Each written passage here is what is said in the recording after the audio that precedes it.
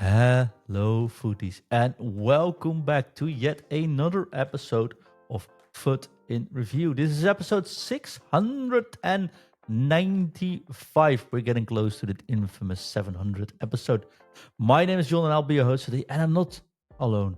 I am joined by my dear friend, a special one, the special one, we should say, the velvet voice of podcasting. He's currently a 75% retired podcast host. If I look at his, name on the live stream, it's none other than Daniel Wimbush, aka Wimby. Welcome back, Daniel. John, it is an absolute pleasure to be back. My apologies to the audience for being gone for so long, although depending on how much you like my voice, they might be cursing my very return. But look, it's been far too long. It's great to be back with you for a new game to talk about. And yeah, I'm just excited to give some thoughts on FC26 and do some reminiscing, I'm sure, because I love a stroll down memory lane. Oh, let's talk about memory lane first then. Daniel, where do people know you from? You may remember me from such podcasts as Foot in Review 422, 425, 428, and a good couple of hundred other episodes. I wasn't there that bad. A former trading show host, perennial 8-9 win merchant until I got to this weekend league, regular face in the Discord, your local Reading fan. Someone's got to do it. And unfortunately, as I said, I am 75% retired as a podcast host now. Around January, I think I talked when the Tuesday Club with myself, Shaq and Nath was coming to an end. I took a secondment away because my old job I used to work 4 days on and 4 days off. So it allowed me to record the Tuesday show. And even on the days I worked, I finished at midday. So that worked. I got to go back and chat to Shaq and Nath.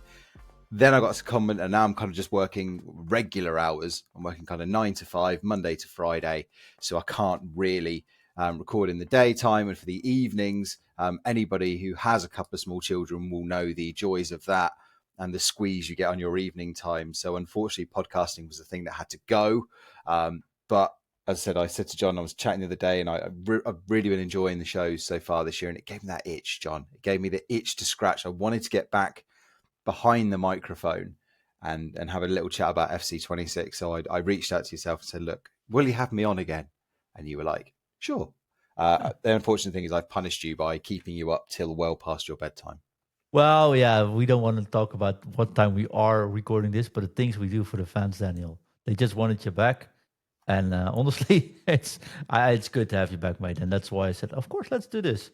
But it's a good thing you texted me because I was almost half asleep. That is true. Well, look, let's wake everybody up. Let's get into it. Let's talk FC26. Where are we going to start, John? Well, I just want to start with your first opinions. We are now in week 3 when we record this. I want to know, is it a thumbs up, a thumbs down, or somewhere in between? And Daniel, why not? Let's make it a proper conversation. Do like if you're in a pub, you're drinking a beer and you talk about FC, mate. Let's get the pub chat going. I would probably rate it somewhere between a thumbs in the middle and a thumbs up. I think there are lots of bits I like about this game, and there are lots of things which I don't like about this game. And I think yourself and Shaq on the last one of the last 2 shows, the show before the last one, I'm all at sea as to when these actually hit the airwaves these days.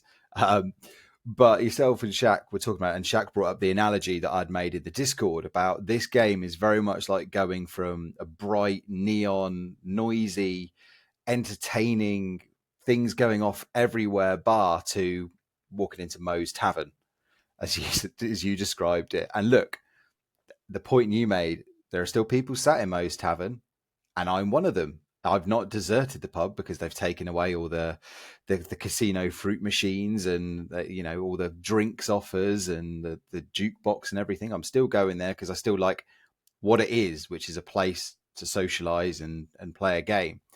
But it's an adjustment. It's a big adjustment for me. It's a big adjustment, I think, for everybody. And when you're so used to playing a game, and I think I go back to the show I did a couple of years ago with Aaron, where we talked about dopamine. And I think dopamine is going to be a big, common topic that I'll bring up throughout this show. EA have really pulled back the reins on the dopamine hits. And I think that is one of the reasons why this game is becoming so divisive, because EA are trying to wean us off that dopamine hit of pack, brightly colored card, pack, brightly colored card, 8310, hit, more. They're trying to pull back the reins to, why are you playing this game in the first place? You're playing this game because you like playing football. You like making gradual progression on your team, improving on and off the pitch, which is what brought Ultimate Team to the dance in the first place. Don't forget the Ultimate Team, when it very first started, even before I was on it, it was just gold cards and a team of the week and a team of the season. And it was wildly popular. People didn't need a promo every week. They didn't need a gamble pack every day. They didn't need all of these things to enjoy the game. That people just picked up and played it, and they liked using their gold, whatever it is, their gold Chris Smalling card, their Jack Butland in goal for months at a time. And just gradually every now and again, they would get a reward, or they would build up enough coins and they would make that next upgrade. But what happened from FIFA 20, probably FIFA 20 onwards, when I came in, EA very quickly realized that they could start overstimulating people. They could ramp it up to a promo every week. They could suddenly give people access to bigger and better gamble packs and icon packs, and also the packs themselves became bigger and brighter and better. It went from a mega gold pack. rare pack to an ultimate player gamble times 12x gold at 88 plus Exactly. packs. The whole thing around Black Friday used to be, wow, there's promo packs in the store. It was a big, and then we got to, I can't remember if it was FIFA 23 or FC 24. And it was like the first day of the game, there was something like a 500k coin pack in there. Yeah. And I was just like, and that's how far it went. And what we saw towards the end of FC 25 was, I think people were just, they'd reached the end of it. Like, again, they'd been in the bar for too long. It was too noisy. It was too much going on, and they just had their fill. I've on this podcast, I've used the analogy loads of times. It's like going to that all-you-can-eat buffet, and people were just full. Like, at first, it was great that you could walk around the corner and there's Chinese food, Indian cuisine, American food, and all sorts. And you keep going up and you keep filling your plate, and it's great. And then you just get to that point where you're just like, I'm full now. I don't need any more. Why? And then you go back to that point and you say, well, if I want some really good Chinese food, why am I just going to a really good Chinese restaurant? If I want a burger, why aren't I going to a really good burger joint instead of piling everything from every possible place on my plate at the same time? So it's a long-winded way of saying that I think EA are doing something really good for the long-term health of this game, because they are really drilling it back. Yes, they are still putting in promo packs, and I think they got burnt, and they burnt off a lot of the community as well with that early 100k pack, I think, of the first or the second day of main release. But since then, we've not seen anything particularly crazy, certainly market affecting. So I think EA are taking steps to make the game get back to the core of what the game is, which is football, which is competition, which is different cups, using different teams, building teams, as opposed to this. I think you made the point again on that show with Shaq. You were like, look, by this point last year, everyone was already having similar teams because the rewards were so big. Everyone was able to access Van Dijk, and you were seeing so many more Mbappes and all of these players. Whereas this year is that, you've got the people that will spend loads of money, or the people that get very lucky and have god teams. But we now have 86 rated strikers that go for 80k. Yeah, exactly. Claudia Pina. And that's what, I go back to the Tuesday Club, and that's what myself and Shaq and Nath were crying out for. And to go back to the trading show with Shaq as well. The reason me and Shaq, one of the big reasons me and Shaq stopped the trading show was because EA were killing the market. It was so hard to invest in players or anything, because cards would lose their value so ridiculously quickly. There'd be a massive store pack or a huge gamble pack or something would come out, and it would just flood the market with supply. And it was just getting pointless. Whereas already now you're going back to being able to see cards having their weekly peaks and fluxes. You can hold on to a card for a few days or a few weeks now without worrying about it totally crashing beyond recognition. So yeah, look, I think they've got back to the basics of what this game is. Now, if I move on to this stuff I don't like, I mean, I hate the fact that I've been exposed horribly on the gameplay front. I got 6 wins in Weekend League this weekend.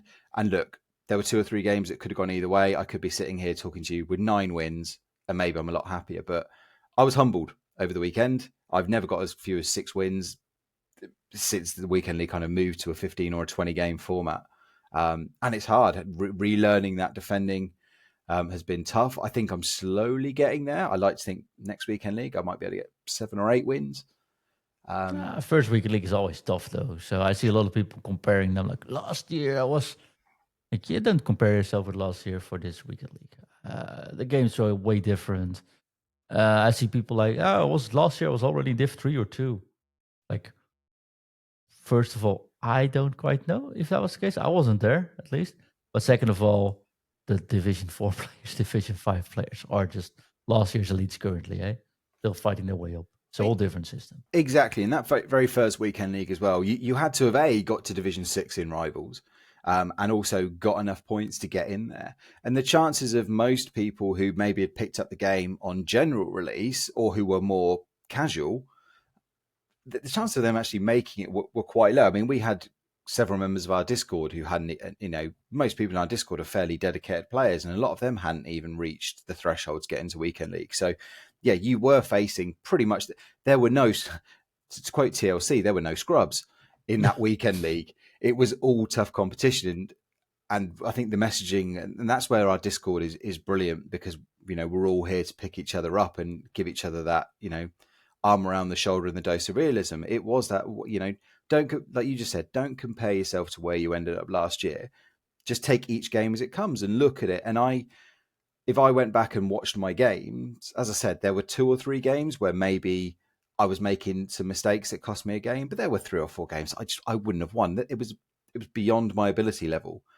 And the famous quote I always come back to is, when you realize it's okay to suck at video games, they become so much more enjoyable, because there is nobody judging you.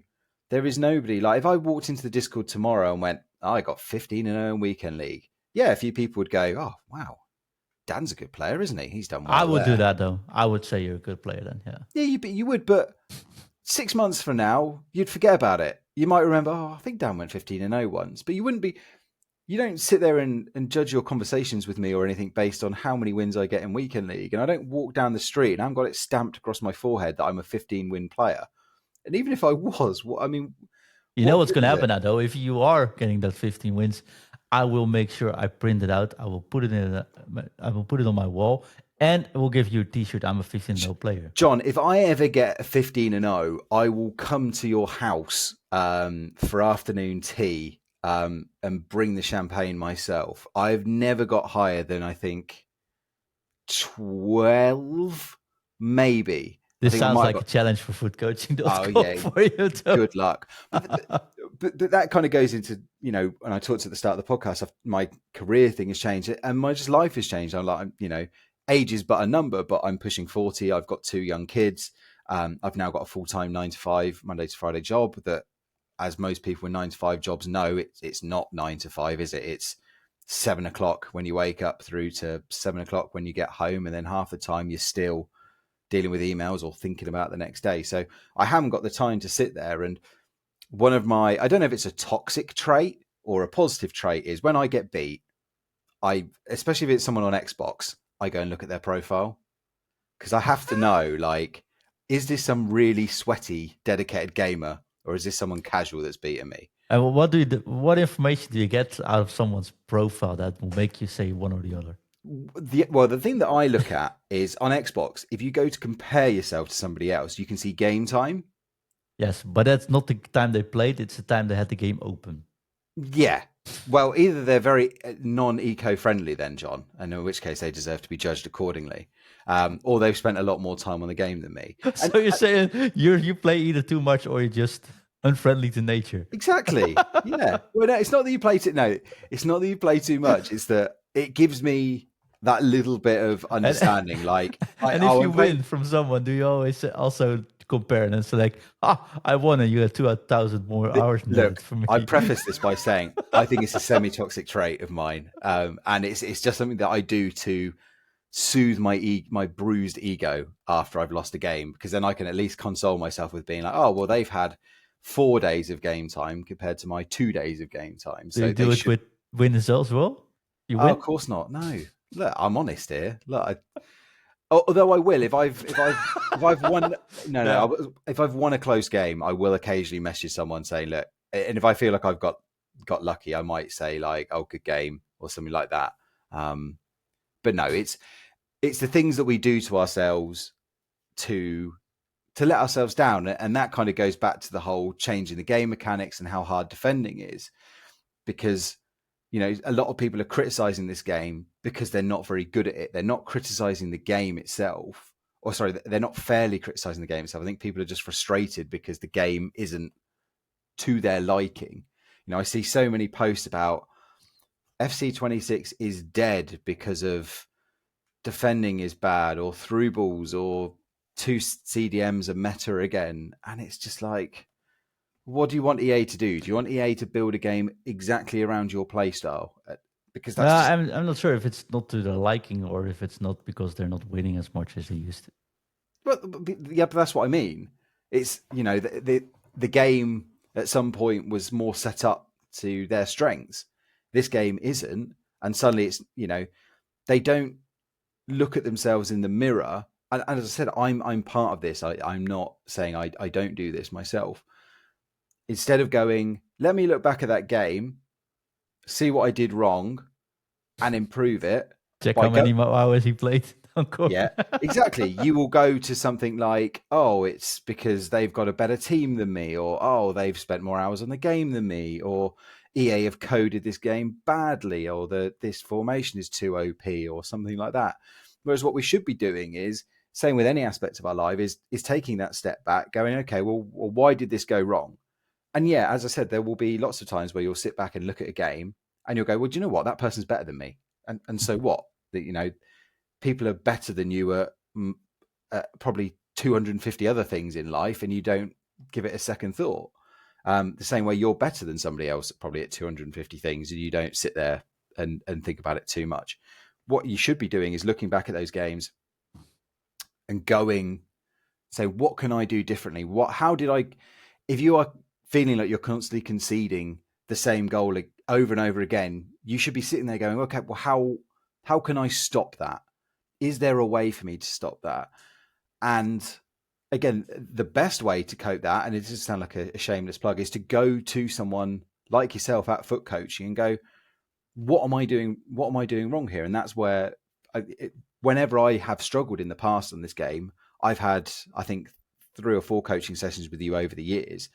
And it's amazing straight away the very simple things that somebody else looking at your game, especially someone as highly qualified as yourselves over at Foot Coaching, will just go, oh, well, you're doing this. And a lot of the time you won't even notice it. Like, one of the big things for me, I remember a couple of years ago, I came to you after a tough week in league or running rivals, and you looked at my game and just went, well, why are you running out with your fullbacks constantly? And I was like, I don't think I'm running back out with my fullbacks constantly. And then you showed me the footage and I was like, oh, I am just running out with my fullbacks to try and win the ball constantly and leaving these massive gaps behind. And as soon as I'd seen that and could consciously go, okay, let's stop doing that, immediately things picked up. It's also, thank you for the kind words, by the way. But I've had some training sessions this week where people, most of the, like, I always ask, is there something you want me to pay attention to? Not because I'm actually paying attention to it, because I know what kind of mindset people have going into the session. And I think 90% of people this week said, well, I want to get better at defending, or I suck at defending, or defending is so hard in this game. I need a way to deal with it. But here's a fun story though. When we analyze those matches, I think from all those 90% of the matches, every single one of them defending wasn't actually the issue. It's the fact they just spam the ball constantly into the opponent's feet, because passing is a little bit different, and they just give the ball more open on turnovers. and conceding chances. And of course, when you concede a lot more chances, defending is going to be harder because you need to be constantly on top of your skills to actually defend that. But if you like cut out 80% of all the chances you give away by being smarter on your passes, suddenly defending isn't that hard because you only have to do it like 3 to 4 times a match properly. Yeah, and I think again that whole being patient is another another core mechanic that I kind of picked up from one of my coaching sessions with yourselves was, you know, it was like, why are you rushing? Why are you rushing to get forward? Why are you rushing to make that pass? Like, the game's 90 minutes. If there's not a clear opening, just recycle the ball. And some people will. It's funny because some people will look at that play style and go, "Oh God, they're so boring." Like, oh, they're just passing the ball around, and use it as a way to, you know, to slag off other players. But it's actually, well, what do you want me to do? Do you want me to rush in? The whole idea behind that is they want you to rush into that pass, to give them the ball and do what you said, John, which is go out the other end, ping a through ball, and be through on goal. Oh, you don't see fullbacks just running into players with the Yeah, ball on their feet in real football either, right? exactly. Ben's message chat saying people don't like this game because they have to do more for themselves instead of the AI doing everything for them. They all ask for it but complain when it's implemented. And absolutely 100%. You know, we ask for attacking to be better, and to have more open games and to have a more goal focused game. And one of the big ways of doing that is to make defending harder. And then it comes along and people don't like it. And it's something that we all need to do, I think, in life is, how do you expect to get better at something? As I said, if you never analyze it or you never work on something, it's, you know, nobody is saying you have to go away and learn 50 skill moves and do drills in defending and watch every single game back that you've ever played to get better at it. But it's just, I said, noticing little things. And it's like maybe devoting time to going, you know what, a ball roll will give me that couple of extra seconds. I'm going to really work on my ball rolls, or I'm going to work on my double tap low driven shots because I'm getting done over by keeper movement too much. It's just work. If you work on little things, they will make big gains. You will, of course, naturally get better at a game by just playing it over and over, you know, as you get more experience. And of course, upgrading your team is going to help a lot. Look, of course, you're going to get generally better results if you've got Mbappe up front as opposed to Marcus Rashford. Yes, that will give you that artificial boost. What, better than Pina up front? Probably not. Although, again, listening to the pod with you and Shaq, I realised that I'd been doing the whole low driven thing wrong because, like Shaq, No. I'd been trying to green time it. We had so many comments on that show where people said, "Oh, it's double tap." Because I've got Haaland, I've got Haaland up front who's got low driven plus, and I was like, why is I'm never activating the low driven? What's going on here? Because I've just been doing the light tap, and it's, oh no, it's double tap. And of course, then I went back into Rivals and was scoring goals for fun. But yeah, it's a very difficult one for EA to balance, isn't it? And I noticed they put out a poll on the Discord about how people felt about defending, and I think that the vast majority, I think, were basically like, it's neither overpowered nor underpowered. Yeah. So, and they've put out a few mini patches so far, and I think an leaked mini patch today, as we record this, we're recording this on a Wednesday night. Yes. They have said that they're going to boost, I think, physical tackles, especially for people with Bruiser Plus. So we'll see how that, by the time you listen to this, that patch very well may be out.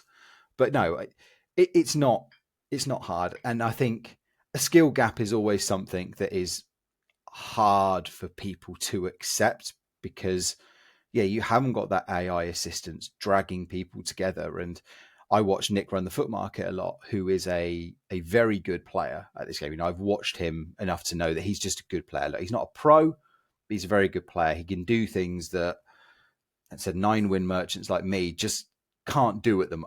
I could do them, but I don't have that ability right now. I thought you were 6-win merchant. Oh, well, I'm a 6-win merchant now. Yeah, I said I can barely make a pass, let alone put off a skill move. I'm kidding, man. I'm pulling on. But I've had a year to prepare for this one. So. It's fine. Keep them coming. But the fact that he is good and he knows how to play football and to implement things like skill moves and Yeah. work chances and stuff, you can see why he's winning so many games, as opposed to last year where there was a lot more AI assistance and that was dragging players closer together. I'm sure you played a lot of games over the last couple of years, John, where you were like, I know I'm better than this guy.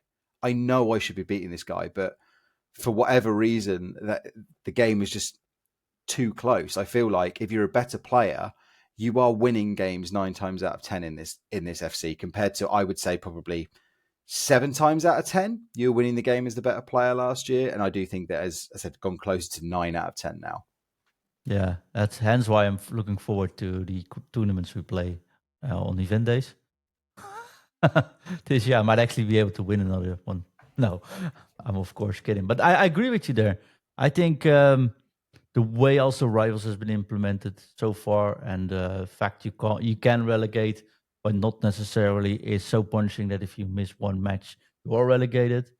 I think it's actually really well balanced, and I've felt this weekend that when I played Weekend League that I I just had to rush them all, which wasn't a good thing to do, but in the end, sort of worked out. But I felt like I could actually see after 5 minutes what kind of level my opponent was, Yeah. and could either adapt to it or like, oh, I might be in trouble here actually. Instead of they'll do the same thing, they rush forward, and I actually have no idea how good my opponent was by the end of the match, but they did know how to play the meta, if that makes sense. Yeah. And that's Um, it. I only won 6 games, but I think I five. could have been 9 at It, least. Yeah. but what I was going to say is, I think at 4 or 5 of those games, I forced rage quits because I absolutely just Yeah. took them apart. So it wasn't like every game was 2-1, 3-2, and I was just coming out. I was, as I said, smashing the players that I beat. I beat them comfortably, and a lot of the times I got beat, I was getting absolutely hammered as well. I remember playing in FIFA 23, I think it might have been. I played, what was his name? A well-known coach on the online sphere, former used car salesman. What was his name? It's okay. We'll just can just We're go. not going to mention his name on the No, show. that's not You going. know what I'm No, talking about, though, don't I you? know. Definitely know what we're talking No, about. talk about. I played him, and I realised I was playing him about halfway through the game, and I remember the match as well. Yeah. it was being streamed live on Twitch. I think he was actually using the England esports channel to broadcast the game. And look, I've got, again, absolutely nothing about him personally, but he beat me in, I can't remember if it was a cup game or so, but I think he beat me in extra time, Yeah. 2-1. Um, but he's a much better player than I am, a much better player than I am, and 9 times out of 10 he should have absolutely mopped the floor with me. But I was just hanging in there, and it's very much harder to hang in there in FC26. Like, if someone is better than you, they are pulling away from you quickly. It's hard to stay with those better players, and I don't see a problem with that, as long as those players go to the appropriate division in rivals, and as long as Weekend League has enough volume of players to ensure that you're not facing them all the time. I think that's fine. I think any game should be like that. I don't believe in constant skill-based matchmaking over and over and over again. And at Well, I have least, the feeling Gauntlet and Tournament definitely aren't skill based because no. the level there is so random. Yeah, exactly. And it's like, I didn't get kudos. I think I'm the only person I've in the game that didn't seem to pick up kudos in the end. I just kept winning 2 out of 3 in the gauntlet. And again, the people that were beating me in the last game, or whatever game I lost in the gauntlet, is, I think I played it 3 times. And in each of those 3 games, I was well beaten. It was like, it wasn't oh, I've choked here, I should have beaten this person. It was, I think one person had like 4 or 5 icons in their team. And it's just about giving yourself that break mentally to say it's okay to lose. It's okay to not be as good as someone. Just either quit out the game or stay in there, try and learn some things about it, and move on to the next game. And that's what I'm really trying to learn and to abide by this year, is to not get too wound up and too ragey based on my own my own results, my own especially results. It's performances I should be really looking at. Am I doing the basics right? And again, if I'm well beaten, I'm well beaten. So be it. Yeah, I do think it's hard on mentality, right? This game, because it's so punishing. Like last year, it could be frustrating, but this year you can just get beaten 6-0 and you're like, am I this bad? What's happened here? And then you start doubting everything. Uh, Someone told me, sent me a song this morning, a song lyric saying you fall from the clouds into your own self doubt. Like, yeah, that's sort of the feeling this is getting. Like I can have, and it's like 3 good matches, and then the fourth match, like, ew, Yeah, that sucks. and like, I again, my experiences of skill level on this game have been really weird because I got up through the divisions. I'm in Division 5, pushing for Div 4 now in Rivals. Today I just had a really good run. I think I won 5 games in a row in Rivals in Div 5 and was comfortable in most of them. And I was like, well, what's going on here? Has everybody good already got promoted? And I'm just beating on other players. And when I play co-op, I've got a really good co-op partner, one of my best friends from school that I've been playing games with for 20 plus years. And we have great fun playing co-op together in Rivals. It's just a laugh. It's fun. It doesn't ever feel that sweaty or difficult. Yeah, as I said, I go into weekend league and it feels like I'm one of the worst players out there because you just get it. Yes, you that song lyric is great. You fall from the clouds into your own self doubt. You're like, what on earth am I doing wrong to only get 6 wins? If last year I was getting 8, 9, 10 regularly, but it's just one of those things. And you'll go back into our Discord and you'll see good friends like Smeg saying, I got 6 wins as well. And he's in exactly the same position that I am. And we're very similar in our kind of ability levels. And it's good having that solace again. And it's why we'll, without shame, plug our community and our Patreon at patreon.com/foot in review. I haven't learned that. Well done, Jen. Because you get the, stay sharp. You get that sense of community, and it is people that have that rational and that experience, so rationale, to be able to sort of sit back and take that step back and look at you and analyze what you're saying, and I said, have that arm around your shoulder or have that critical view enough in a nice way to be able to say, oh, well, have you thought about this? Or, oh, what settings have you got your fallbacks on, and things like that. So that's why I absolutely love our community. And even though I've not been podcasting for regularly for 10 months, I've always been popping my head into the Discord because I think that sense of community, and I think having somebody to be able to put that arm around your shoulder and to bring you back to reality, because at the end of the day, this is our hobby. This should be a bit of fun. You shouldn't be sitting there stressing out too much about a game. Of course, anything that you're passionate about and you invest time into, you want to see that rewarded. But we all need to have that perspective to just be able to go, okay, it was a bad night. It'll be better tomorrow. Or maybe not tomorrow. A week from now, it'll be better. And as long as you're having more good days than bad, then I think you should be fairly happy. I think if you're having too many bad days on this game, then maybe it's not the game for you. And I don't mean that in a bad day in terms of if you're just losing a few games. I mean, if you are coming away from this game feeling bad, if this is stressing you out, if this is impacting your mental health for a long period of time, that's the point to step away, because nothing is worth, especially a video game. It's just not worth it for you. No, I mean, obviously, I agree with that statement. But I also think people should just relax a little bit. It's 3 weeks, 2 weeks for most people, right? When we record this, there's a lot. I see a lot of comments, people saying, "Oh, well, if it stays on like this, I'm out. I'm out next week. This is my last day already." If they don't fix defending, I'm like, there's nothing to fix. But apparently, it's too strict. And then it's like, how stressed are you when you start playing? I don't know about you, but I do these days when I'm not making content about FC at least, or analyzing. I mean, it is my job, right?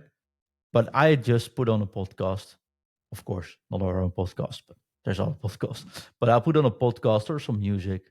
I put on my other screen. I will sit in my chair and I'll just play some FC. I'll play it focused, but else, I mean, I'm not stressed at all. It does actually help me relax. And I think if you go into this game a little bit more relaxed, don't try to compare yourself. I'm in Div 5 then. I had a promotion line there last night, and I drew 5 times in a row in the end for promotion. And I was like, I could probably try and go to bed when I do it. But you know what? Tomorrow's another day. First match today, I won. And then And that's where EA, I think, have done us as a community a massive favor this year, because, and again, you've touched on it in shows, the FOMO factor is gone, because you don't need 9 wins in Weekend League. You're not missing out on some ridiculous reward anymore. Like, if you don't play the cup this week, you're not missing out on anything. Like, I haven't played I think I've entered the tournament once this week, because the player you get at the end of it, what's his name, Champagne, is just a bog standard defender. Like, I'm not missing out. So, and when I've not had much time, I'm not sitting thinking, oh God, I've really got to play that cup. I've really got to get those rewards. There's an 85/6 at the end of this cup. If I don't play this, my team is going to get left behind. They're not doing that. Like, yes, of course, the more you play this game and the more competitions you enter, you have more packs, and theoretically your team has chances to get better. But most of the rewards are like 82/2 or a 78/4 or something like that. Or I said a bog standard defense, even like Kudos. Like, okay, nice card. he went into SPC for me though. Exactly. It was not. I mean, it's not my favorite player because his history, but also I just don't care at all. I'm not going to use him. Exactly. It's an 84 rated card that has a pretty nice 84 rated card, but it's nothing. And if I go on holiday tomorrow, or if I'm like, oh, I've got really loads of deadlines, I can't play FC for 2 weeks, my team is not going to fall behind at all. And that is a real benefit of EA that EA have done this year. And as I said, it goes back to that whole dopamine response, and they are weaning us off it. And like any drug or anything, you know, dopamine is a drug reaction. If you take that, it's going to take time for community to adjust to a new normal. And I said, over the past few years, EA have ramped up that dopamine response with, as a bigger and brighter and more exciting packs and players and events, always.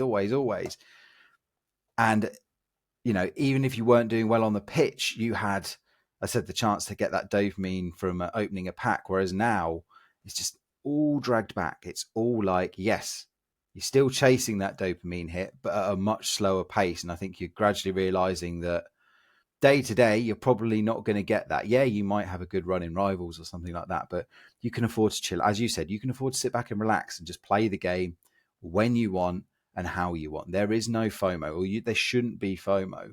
You can miss a week of Weekend League. You can miss a week of Rivals. You don't have to play every cup, every gauntlet, complete every objective, because it's not going to make a massive difference. No, but I think most of the time it didn't make a massive difference last year either, except it looked so fancy and the power curve just jumped up so hard that you were thinking that might make a massive difference. But they nerfed chemistry styles. That means boost will get slower. That means the power curve will drain or will be taken down a bit. I remember, like, I think it was FIFA 18. I think it was the year where I went to play into some of the pro scene, right? And I think Wicked League had those rewards where you had, like, you played 4 weeks and then you get an extra red pick super pack, something like that. At least it was like monthly rewards, I think it's called. I remember somewhere in February, I'll say halfway through the season, near the end of the pro season, actually, I packed an inform, red colored Neymar at that time. Something like a 92 rated Neymar. And I was like, that's awesome. Finally got a Neymar. He's 5'5". And now I'll be able to do the last part. There we go. It's awesome. Last year, you can get a 5-star left winger like in October. Right? I think we're slowly creeping back into that area. Maybe not so desperate, right? But yeah, if you've been on your holiday and you just start the game this week, it's fine, right? Yeah, 100%. You just wish you could have bought Claudia Pina earlier. That's it. I said it's just nice to know that if you've got a good player. So my padlock has been really lucky this year. I've had Lamine Yamal untradeable, Erling Haaland untradeable, Diani untradeable. Yeah, horrible. Yeah. Yeah, I said good luck. I've had good luck. But it's nice to know those players will be good for at least another 3 or 4 weeks, at an absolute minimum, and probably longer. They'll be fine until team of the year. And as we said at the top of the show, this is how it used to be. So if you go and look at Rafael Varane, who used to be one of the best centre backs in the game, FIFA 20, he was still about 260,000 coins on November the 6th, having peaked at around 300 on November the 6th. Fast forward to FIFA 23, when Varane is still one of the most meta defenders in the game. By the same date, in the start of November, he was 8,000 coins. having peaked a few days after, about 60,000 coins he was around the start of October, and then drops to 8k.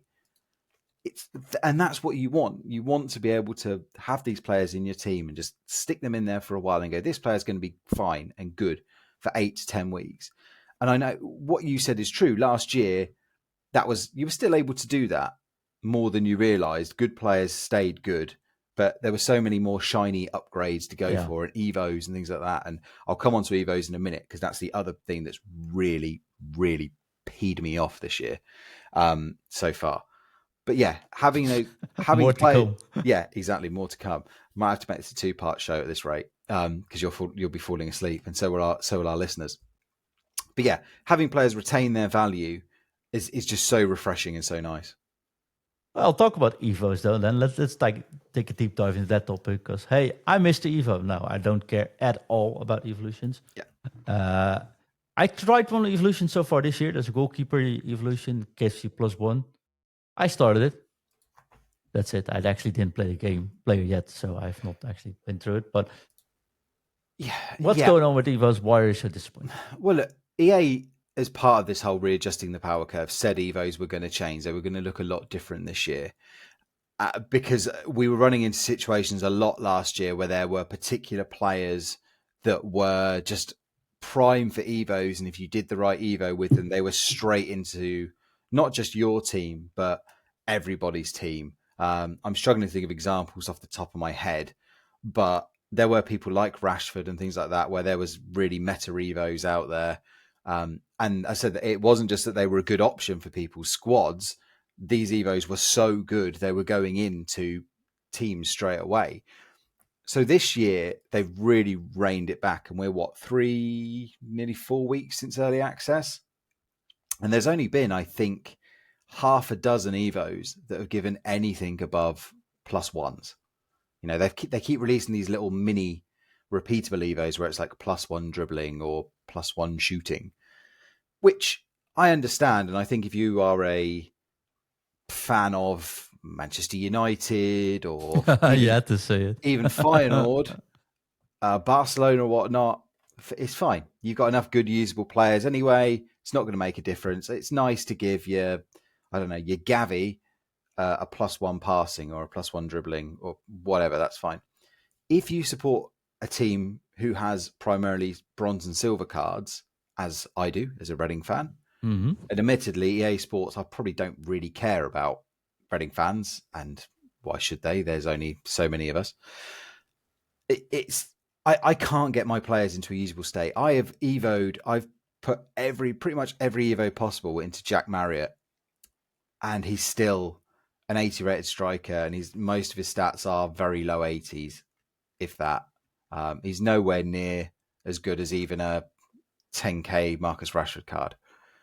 No, I was going to say, by this point last year, I had 2 or 3 Reading players that I could legitimately put into my team, and they were competitive. They were probably sometimes even better than the curve allowed them to be. I think that's what EA is worried about, though, and it's something I've never been a big fan of. Seeing players that I saw a 99 rated evolution fairly early on last year, right? Yeah, the broken Evo chains and the Evo exploits were there. Yeah. And I think this is also their way of just making sure. But I do feel in your situation then, and I would like final this year actually looks like all the final players are like 75 rated. They're either 74 silver or they're 75 to 80 rated, right? If you, by the way, do an SBC and rate on low rated gold, I have to remove all the final players, which is rather annoying as well, by the way. But I think in your situation, there should be an easy way to make bronzes into silvers into 75 rated golds, and then go into the normal process of making them hard. That shouldn't be too hard to make, right? Exactly, and they need to be doing more in terms of. I mean, Reading have got. I can't remember. It's like, we might have something like 18, 20 cards on the game, and at this rate, as I said, yeah, we're only 4 weeks into the game cycle, but there's really probably about 45 weeks where the game is. By the time we get to the dead end of summer, so we're already kind of 10% nearly through the main meat part of the cycle. And I said, I've got one player that's even within the realms of usable. At this rate, I'm going to find it very hard to get too many players up there. And I don't. Maybe just a little counterbalance though. Maybe you won't need to do that because we've had the gauntlet this week, or the over tournament. I think this week, which has very strict squad. 84 rated. Who says we next gauntlet or tournament down the road we don't have they need to be 11 from one club, for example, and then suddenly your team which has silvers can be pretty good. And I'm thinking that if we are used to doing, and just like for me, just being a devil's advocate here, we're used to doing the maximum out of an evolution to using your main squad because you only needed to use one squad. That's different now because you can use it for several gauntlets, tournaments, weekend league. I'm still thinking we might get like a sort of weekend league format sometime, which also has restrictions. And then suddenly, it could be one of your 3 gauntlet squads, which requires maximum of 3 gold cards. I have no idea. And then, if that's common, we don't know yet. Then suddenly the evolutions are perfect and perfect fit for that. Yeah, I just think there needs to be that flexibility there, though, John. And the flexibility needs to be there to get players to within the realms of possibility. And the good thing is that with stat limits and stat caps, there is nothing to stop EA putting a bronze Evo out twice a week. Like this week could be bronze centre backs. And like you say, getting someone who's got ratings in the 60s into the 70s. And then there might be a silver Evo that gets players from the mid 70s into the high 70s or low 80s. Yeah. I'm not asking them to have these unrestricted boosts where, like you said, you turn your silver into an 80 rated, and then a week later he goes into an 86 rated, and then suddenly he's the second one of the best centre backs in the game. I'm not asking for that at all. I just think it's going to take a long time to get some of these really lower rated players into the realms of usable. And I just think it just needs a tweak. It just needs a tweak to it. We just need a few more chunky Evos. Just giving +3s and +4s. I said, cap it whatever you like. Cap it at 78. Cap it at 80. I'm not bothered because, like you said, if I have a load of Reading players that have got ratings around the mid to high 70s, they'll still be fun for in the gauntlet or in a cup or something like that. But at the moment, there's no way I can play 63 rated Ben Elliott in the team. So, and I unless I'm that person that went 15-0 with a bronze team, but we'll see how it goes. And here we go. It's Ben bringing up Swindon as I talk about Reading. And he said his Evo Swindon team is struggling. He's not, and he says he's not that person who can go 15-0. But it's fine. Swindon did beat Reading early this season, Ben. But our time. He did say, "I'm sorry, P.S. Sorry, Wimby, for bringing up Swindon." It's fine. Look, we're. And I did a podcast about Swindon Town. I know. In the meantime, I'm so sorry. It's fine. Don't worry. We're still in a higher division than Swindon, so it's fine. I think both me and Ben draw the line at you bringing on an Oxford fan. We'll just leave it at that. So yeah, I just think Evos just need that little bit of a boost. And I think because it was for me, and again, I said it right at the top of the show, I can't sit there and moan because the game has not been built around me. But Evos were the most fun thing And I know a lot of other fans of lower league clubs and not top clubs felt exactly the same way, that it really brought them joy to the game. And you look at people like Nepenthes, who has built entire series around Arsenal Evo teams and stuff like that. And even he, someone that is really passionate about Evos, is like, Evo is just a bit naff this year. And it's just a shame because it has been the most positive bit of the game for the last 2 years for me. And I think this year it has really taken a backseat, but perhaps for the good reasons that you said, because EA are really trying to keep that power curve in.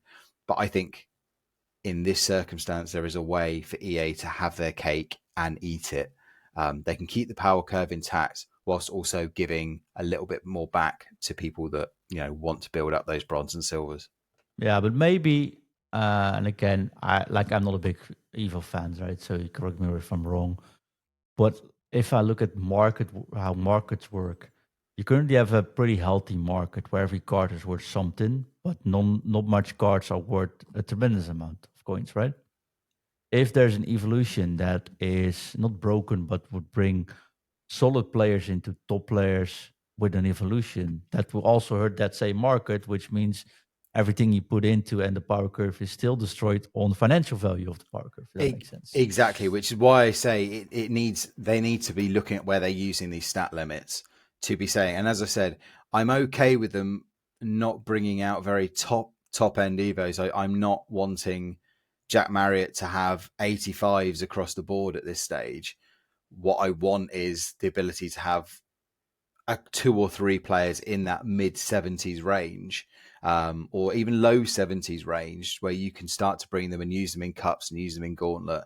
Because I said at the moment, there's just not that pathway to bring the very worst player stat wise into, we're looking, at this rate, as I said, someone like Ben Elliott, for example, was 63 rated CDM. With the quality of Evos that have come out so far, it will take at least 3 or 4 Evos to get him even to borderline usable. Yeah. And I don't want that pace. I think it just needs to. Yeah, no, that's so I do get you. I do think it's something they can easily fix though. Like find a momentum, get a promo going, and maybe the upcoming promo actually might actually hint towards that as well. But all they need is like 2 Evos in 1 week. That do Exactly. this, do that 2 weeks in a row, and suddenly like this is the best game ever because I wanted to say Swinton, but my running team is now suddenly on par to be usable. But 75 is so hard, Daniel, as well, because if, like I said, the Feyenoord team and actually Juventus as well, I have both team always right next to my main squad. Almost all those players are 75 to 77, 78. There's one 80 rated player at Feyenoord, and there's 3 80 plus rated, I think, at Juventus or something. It's not that high either this year, which makes it unusual in Gauntlet already because you don't know who you're facing. I wanted to start off my Gauntlets by using my Finance squad. In the first match I played R9 icon, I was like, yeah, this might get difficult to do with the 36 rated or 36 based defense. I'm a backline, It is tough, and as I said, this is. I think the good thing is I want to, and I know we're running long, so I want to try and wrap up for the benefit of those who have sat through 50 odd minutes of me rambling. I think. Well, they wait a long time for you, so you can have a couple of extra. Well, you charmer, your money's in the post. I've lost my train of thought there. Yeah. What I was going to say is the good thing is that EA have been listening, it looks like, and they are really taking on that feedback. We've already seen them respond to certain things. I said, I think it's no coincidence that they released that 100k pack and then they got a big backlash and went, okay, we're generally not going to do that. And they haven't. No. So far. That's a good thing. But you can actually, whenever you start up the game, if you go to the Discord, if you go to the channel, if you go to the forum, the social media, they keep saying, send in your feedback. Yeah. Please send in this feedback. I think the way we make these podcasts we know for a fact they're listening to this podcast as well. We got a lot of comments about some of these shows. This is good feedback. Just take it in. Give some more attention to the lower rated club with all due respect for low rated clubs. Make them feel usable because this is exactly why you need EVOs. And maybe that's how you should do EVOs. Yeah. You do EVO not because you want that player in your main or in your top tier squad by the end of the year, but you want to build use your team in Ultimate Team. I want to just be able to use Reading players in squad battles. I know. Well, You'll squad feel, battles got a little bit more difficult this year. Maybe a topic for another year. But yeah, you yeah, can't use your one squad in. that's squad battles. exactly. So just give me the ability to make them a little bit better. But yeah, I like the fact they are responding to feedback. They're directly quoting. That they were saying, look, we've seen your feedback on kickoffs. We're looking at that. We've seen your feedback on X. We've seen your feedback on Y. We're looking at that. And They changed it rather quickly as well, most of it. So exactly, they do seem so far. And I was as skeptical as anybody when EA were coming out saying, "Look, we've really listened to the players. We're going to do this." They went on the charm offensive, and we had like Jamie popping on with the foot counting and stuff like that. And I was like, "Well, this is what's going on here." Fool me once, shame on me, shame on you. Fool me twice, shame on me.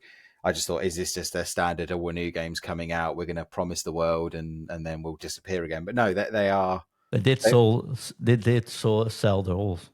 studio and the developer, so maybe it's the last hooray.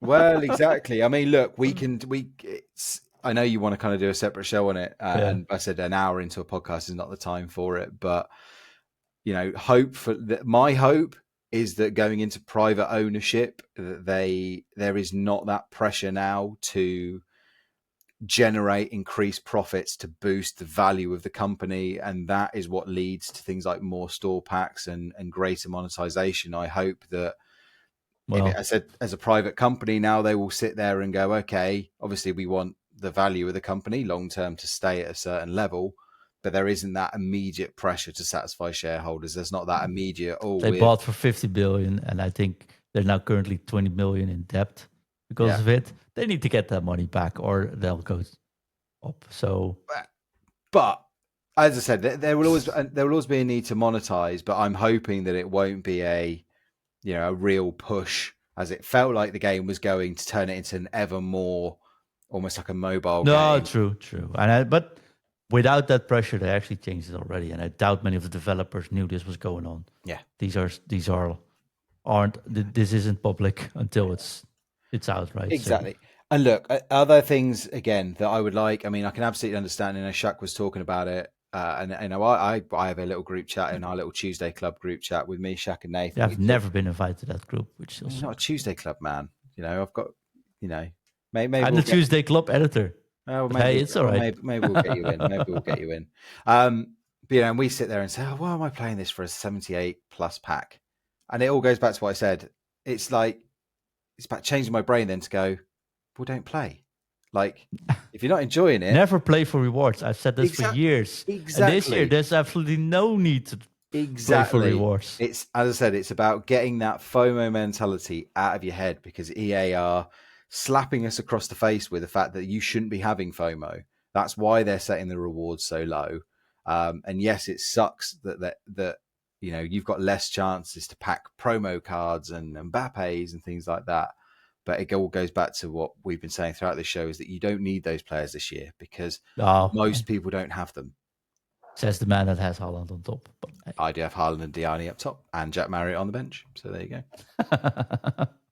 It's good. One more question, because Chris sent in. He's, of course, back from his holiday, and you'll hear him on several podcasts soon, but definitely in this one as well. He says, what tips can you give to players who are struggling to get into the old gold team cycle again?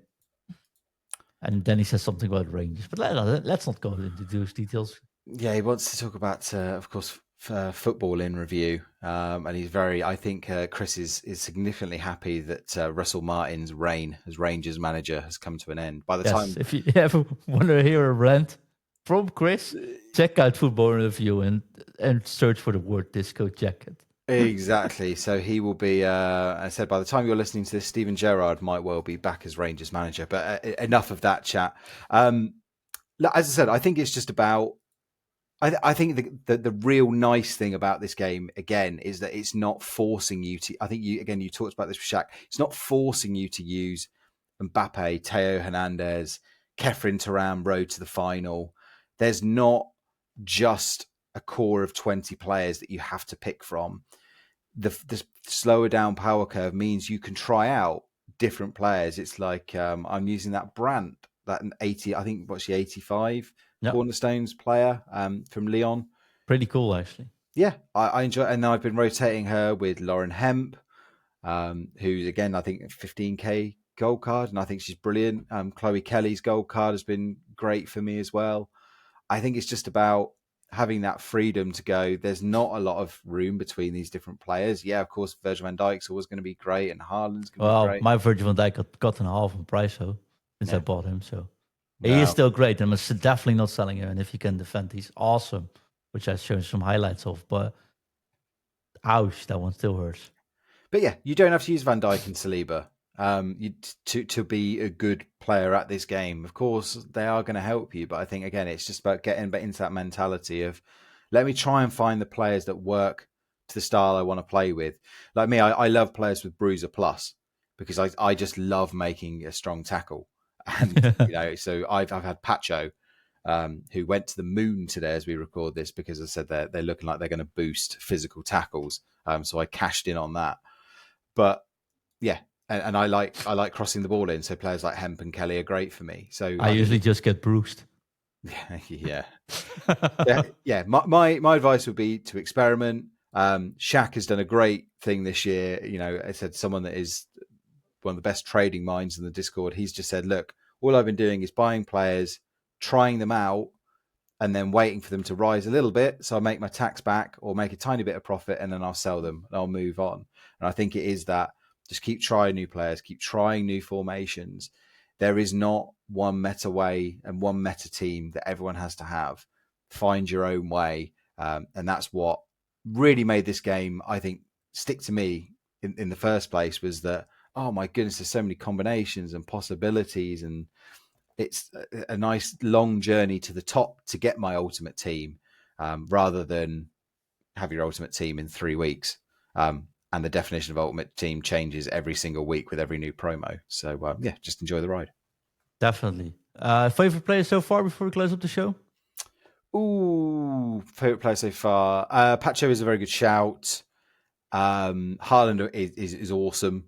I've always loved a big, strong, physical striker. I used to love Didier Drogba on PES back in the day. Yeah, And Haaland reminds me of prime PES Didier Drogba. So probably one of those two, I think, for me. Shout out to Diani for that finesse plus. Also very, very nice. yeah, brilliant, brilliant.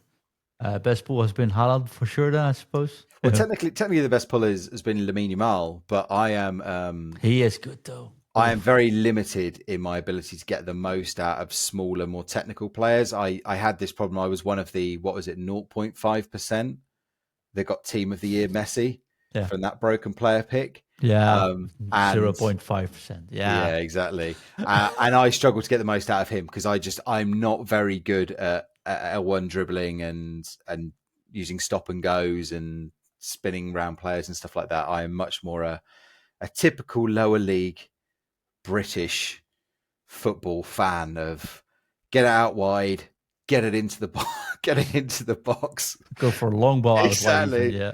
exactly. Play it down the line, and try and get it back in for a sweaty cutback. And I make no apologies for it. No, I nor you shouldn't. And I think this year those play styles are definitely viable as well. Like I Yeah, think there's plenty of options just to do that. You don't have to do the left stick that wiggle to get it going. But if you can, Claudio Pina says it's quite all right. indeed, indeed. I want to get Claudio Pina on the show if you haven't figured that one out yet. So if you're listening to this show, please tag her on socials. Please get her to answer our emails because I want to have I want to have the star of FC26 on the show. Excellent stuff. Talking about the show, Daniel, it has been amazing to have you back. We went over time, but I doubt anyone cares. It's been good to hear the Velvet voice back on the airwaves here. Yeah, good to see you, mate. You're looking wonderful. You've not left the group, just saying that out loud. You're still in the Discord, still part of the team. Just a little bit more on the background. But hey, I heard there might be an opportunity for a London meetup in 26. So Yeah, absolutely. Let's do it. And as I said, look, I hope I can't say how often I'll be on the show, but as I said, something like this where I pop on in a midweek evening. I think it's a lot easier if we're not, with the way that we are, treating Foot in Review now. We're not so content focused. I think it's nice to just be able to sit here and have a like you said, like we're chatting in the pub about the game. So I just apologise for, I said, keeping you up well past your bedtime, John. It's quite all right. I don't sleep anyways. And that's nothing to do with FC. He's a vampire, everyone. He's a vampire. He's a vampire. He's been exposed. Right. I've been exposed. Talking about exposure, go check out the show, of course, on all social media platforms and the podcast platforms of your choice.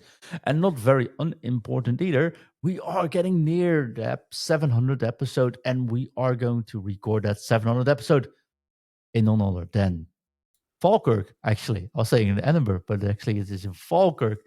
We'll be going, of course, to Stenhouse Muir for our yearly event hosted there. There's going to be a great group of fans, and we're going to see if we can record episode 700 in their stadium. Lots of wind, but should be a good atmosphere as well. So maybe not the best quality recordings, but we'll do our utmost best for it. And I'm definitely looking forward to it and meeting everyone there. But most important, if you are a Patreon and you are available in Edinburgh on the Sunday, we will have a nice walk-in meet and greet. Go check out the socials, go check out the Patreon, join the Discord. We'll put all the info there. So come and say hi. I would love to meet you there. I'll be there. Chris will be there. John will probably be there. Graham, of course, our new addition to the show, will be there. So unfortunately, Dan can't make it, but there's lots of people there to meet and greet. And flying all over the world. I think we have people from Greece coming, Daniel. We have people coming from Germany. We have our dear friends coming from Wales, of course, Scotland, Netherlands. So that's going to be an awesome event. I'm looking forward to meeting everyone there. Enjoy yourselves. Don't enjoy yourselves too much, though. I don't want to see reports of drunk podcasters running onto the pitch streaking. Okay, mate, you know me. I'm a true professional. Exactly. Also, we have to wear nice clothes for the hospitality there. So there you go. I can't streak this time. Daniel, thank you so much for joining us. Let's see if you still know what to do, because there's only one thing left for us to do. We're gonna drop it. Drop it. T. F U T. F F F U T. F U T T T. Interview. F U T.